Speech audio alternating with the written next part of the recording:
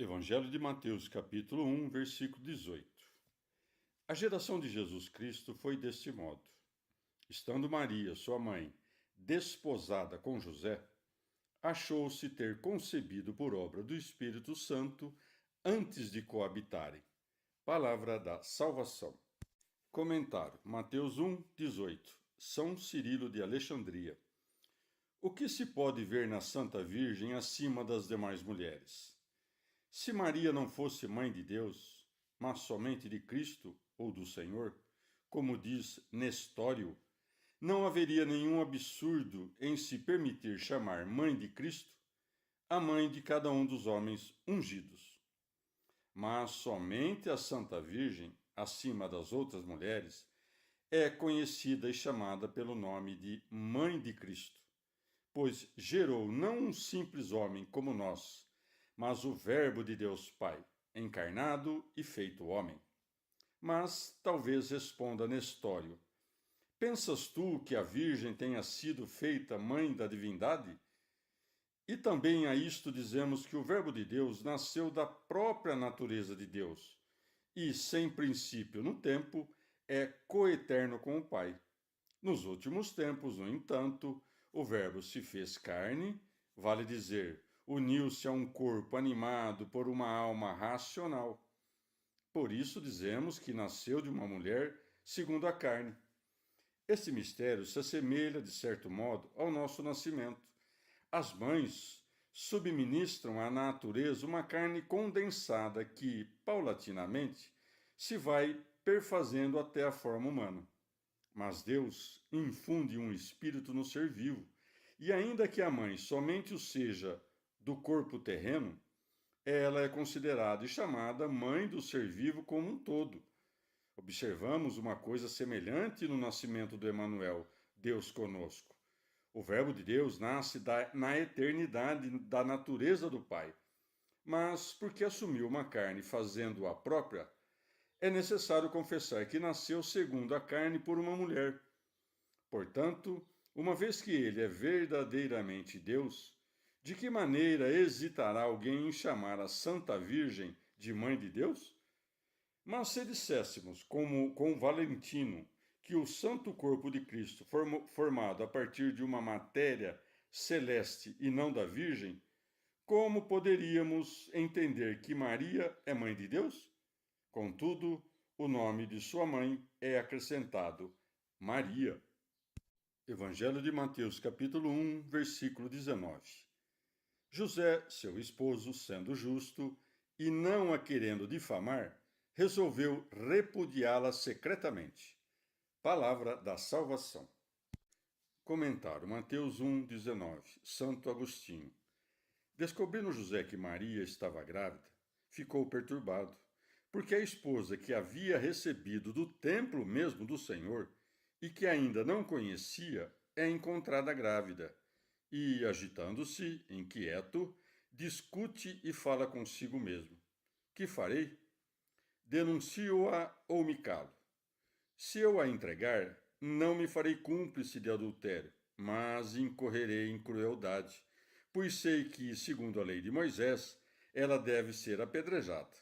Se me calar, darei meu consentimento a uma má ação e tornar-me-ei príncipe do crime, juntamente com os adúlteros. Então, se calar é mal e revelar o adultério é pior, liberá-la-ei do casamento. Ou, em outros termos, se somente tu sabes do pecado de outro contra ti e queres entregá-lo diante dos homens, não é corretor, mas traidor. Por isso, José, varão justo, tendo suspeitado que a esposa estava em tão grande desonra, com grande benignidade a poupou. De todo modo, a suspeita segura de adultério o atormentava. E, no entanto, como somente ele o sabia, não quis expô-la ao público, mas ocultamente deixá-la ir, querendo antes beneficiar a pecadora que puni-la. Evangelho de Mateus, capítulo 1, versículo 20. Andando ele com isto no pensamento, eis que um anjo do Senhor lhe apareceu em sonhos. Ele disse: José, filho de Davi, não temas receber em tua casa Maria, tua esposa, porque o que nela foi concebido é obra do Espírito Santo. Palavra da salvação. Comentário Mateus 1, 20. São João Crisóstomo. Nota-se também a mansidão de José, que a ninguém revelou sua suspeita, nem sequer àquela de quem suspeitava, mas cogitava isso em seu interior. Não apareceu a José em clara visão, como aos pastores, porque era muito fiel. Os pastores, ademais, como eram rudes, necessitavam de uma visão clara. A Virgem também o necessitava, porque era a primeira que deveria ser instruída em tão grandes coisas. Semelhantemente, Zacarias necessitou de uma visão miraculosa antes da concepção de seu filho. Ao dizer-lhe, não temas, indica que José já então temia ofender a Deus, como quem tem em sua companhia uma adúltera, pois de outra maneira não teria pensado em deixá-la. Mas diz, não temas receber, isto é, mantê-la em tua casa, porque em sua mente já a havia deixado. Ou também, em meio à sua turbação, apareceu o anjo a José, para que se manifestasse a sabedoria deste justo, e que nisto mesmo encontrasse uma demonstração do que se anunciava, pois ao ouvir da boca do anjo o mesmo que ele pensava em seu interior, era sinal indubitável de que era enviado de Deus o que lhe falava, pois somente Deus sabe os segredos do coração. A narrativa do evangelista não admite suspeita ao dizer-nos que José sofreu o que é natural que sofra um esposo. A Virgem também afastou toda má suspeita, visto que seu esposo, que sofreu pelo ciúme, a tomou sob sua guarda e continuou em sua companhia depois de haver concebido. E se a Virgem não revelou a José o que o anjo lhe havia anunciado, foi porque não pensava que seu esposo a cresce, principalmente depois de este ter sido conduzido à suspeição.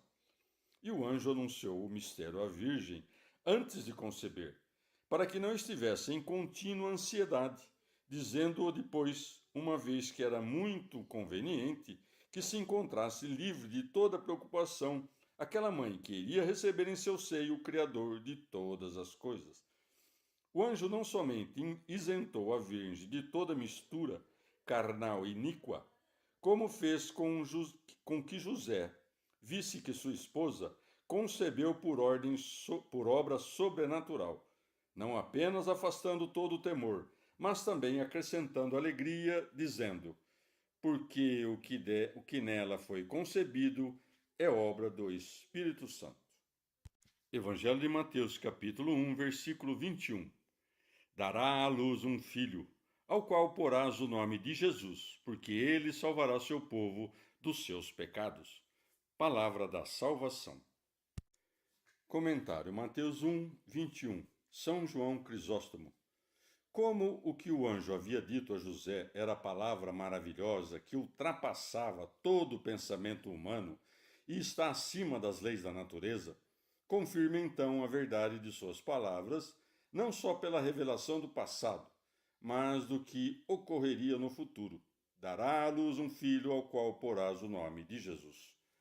Ou talvez ele tenha dito de modo indeterminado, para mostrar que ela o deu à luz para todo o mundo. Explica-lhe logo o admirável deste nascimento, porque Deus é quem envia desde o céu, pelo ministério de um anjo, o nome que haveria de ser atribuído ao menino. E este não é um nome qualquer, mas um tesouro de bens infinitos. E por isso o anjo o interpreta, sugerindo-lhe boa esperança e, a partir disso, induzindo-lhe a crer no que dizia. Pois inclinamo-nos com maior facilidade às coisas prósperas e com maior prontidão damos confiança às coisas felizes. Evangelho de Mateus, capítulo 1, versículos de 22 a 23. Tudo isto aconteceu para que se cumprisse o que foi dito pelo Senhor por meio do profeta que diz: Eis que a Virgem conceberá e dará à luz um filho, e lhe porão o nome de Emanuel, que significa Deus conosco. Palavra da salvação. Comentário Mateus 1, de 22 a 23. São Jerônimo. Uma vez que no profeta é dito o seguinte: O mesmo Senhor vos dará este sinal. Isaías 7,14. Deve ser algo novo e maravilhoso. Se, contudo, como pretendem os judeus, quem há de partir é uma jovenzinha ou uma menina, não uma virgem, que tipo de sinal poderia ser este, uma vez que o nome, jovem ou menina, indica a idade, não a integridade? É certo que a palavra virgem se diz em hebraico betula, e que não está consignada na profecia, na qual está posto alma, que as versões, com exceção daquela dos 70, verteram por adolescente. Mas a palavra alma entre os hebreus é ambígua, significa adolescente e oculta. Portanto, alma não quer dizer somente menino ou virgem, mas uma virgem oculta e retida, jamais exposta aos olhares dos homens, mas guardada por seus pais com o maior cuidado. Também na língua fenícia, considerada derivada de fontes hebraicas, a palavra alma é com propriedade traduzida por virgem, e nosso idioma, o latim, a traduz por santa. E os hebreus usam palavras de quase todas as línguas. Não me recordo, por mais que lute com minha memória, de ter lido jamais a palavra alma com o significado de uma mulher casada, mas daquela que é virgem. E não apenas virgem, mas nos anos da adolescência, pois também uma velha pode ser virgem. Essa virgem, no entanto, estava nos anos da puberdade, certamente uma virgem, não uma criança muito jovem para se casar. O evangelista diz conceberá. O profeta, como quem prediz o que há de ser, escreveu receberá. O evangelista, como quem refere o sucedido, não o futuro, omitiu o receberá e colocou conceberá. Porque o que já tem, de nenhuma maneira poderá receber, mas disse: Eis que a Virgem conceberá e dará à luz um filho. Os 70 e os outros 3 tradutores verteram, no entanto, semelhantemente, chamarás pelo chamarão, que aqui está escrito e que não está em hebraico, pois o verbo charatim, que todos traduziram por chamarás, pode traduzir-se também por chamará. Vale dizer que a mesma Virgem que conceberá e parirá o Cristo, chamá-lo-á de Emanuel, que é traduzido como Deus conosco. Mas deve-se saber que os hebreus pretendem que essa profecia diga respeito a Ezequias, filho de Acás, porque em seu reinado foi tomada a Samaria. Afirmação que não podem provar de modo algum, porque Acás, filho de Joatão, reinou sobre Judá e Jerusalém por 16 anos, a quem sucedeu o reino de seu filho Ezequias, aos 23 anos de idade, e reinou sobre Judá e Jerusalém por 29 anos. Como, pois, a profecia feita a Acás no primeiro ano de seu reinado poderia referir-se à concepção e ao nascimento de Ezequias, uma vez que este já tinha 9 anos quando seu pai Acás começou a reinar? A menos que digam que o 6º ano do reinado de Ezequias, no qual a Samaria foi tomada, chama-se infância do seu reino, não infância de idade, algo que até aos tolos é patentemente forçado e excessivo. Um judaizante dos nossos sustenta que o profeta Isaías teve 2 filhos, Jazube e Emanuel, e que Emanuel nasceu de sua mulher, a profetisa, como figura do Senhor e Salvador. Mas isto é pura fábula. Deve, pois, entender-se o que se diz a Acás nesse sentido. Casa de Davi, esse menino que nascerá da Virgem, seja chamado agora Emanuel, porque os eventos mesmos te demonstram, provavelmente libertada dos 2 reis inimigos, que Deus que tem te tem presente consigo, mas depois será chamado Jesus, isto é, Salvador, porque salvará todo o gênero humano. Não te admires, portanto, casa de Davi, com a novidade de que a Virgem dê à luz Deus, que tem tão grande poder que, mesmo havendo de nascer daqui a muito tempo, te livra agora só por haver sido invocado. Evangelho de Mateus, capítulo 1, versículos de 24 a 25. Ao despertar José do sono, fez como lhe tinha mandado o anjo do Senhor, e recebeu em sua casa Maria, sua esposa. E, sem que ele a tivesse conhecido, deu à luz um filho e pôs-lhe o nome de Jesus. Palavra da salvação. Comentário: Mateus 1, de 24 a 25, São Jerônimo. Mas Euvídio, com supérfluo esforço, afadiga-se para mostrar que o verbo conhecer deve referir-se antes à cópula, que é o conhecimento, como se alguém já o tivesse negado ou se as inépcias que refuta pudessem ser conjecturadas em algum momento por pessoa prudente. Ele pretende depois ensinar-nos que os advérbios donec e usque significam tempo determinado, depois do qual se realiza aquilo que, até então, não se realizava, como sucede nesta passagem. E, sem que ele a tivesse conhecido, deu à luz um filho. Aqui vê-se, diz Euvídio, que José a conheceu depois do parto, e que esse conhecimento era adiado apenas pelo nascimento do filho. E, para provar-nos tal afirmação, acumula uma multidão de exemplos das Escrituras. A resposta é fácil. Nas Escrituras, a frase "e sem que ele a tivesse conhecido", o mesmo que os advérbios donec e usque, tem duplo sentido de acordo com o contexto. No trecho citado, as palavras "e sem que ele a tivesse conhecido" referem-se, como o mesmo Euvídio observou, à união conjugal, sem que ninguém duvide que possam referir-se muitas vezes a um simples conhecimento do objeto, como no capítulo 2 de Lucas. Ficou o menino Jesus em Jerusalém, sem que seus pais o advertissem. Lucas 2,43.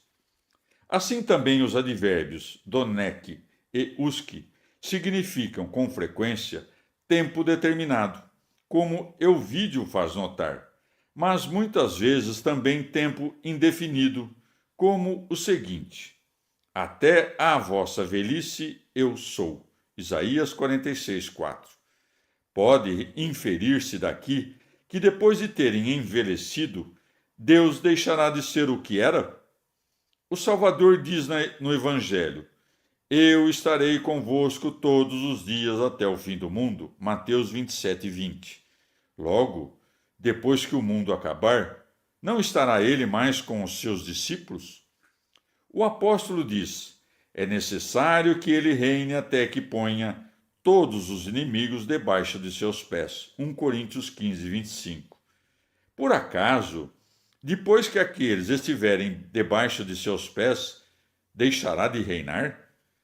Compreenda, pois, Euvídio, que o escritor sagrado não escreveu senão aquilo que, caso não fosse escrito, poderia ser matéria de dúvida, sendo que o resto foi deixado à nossa inteligência.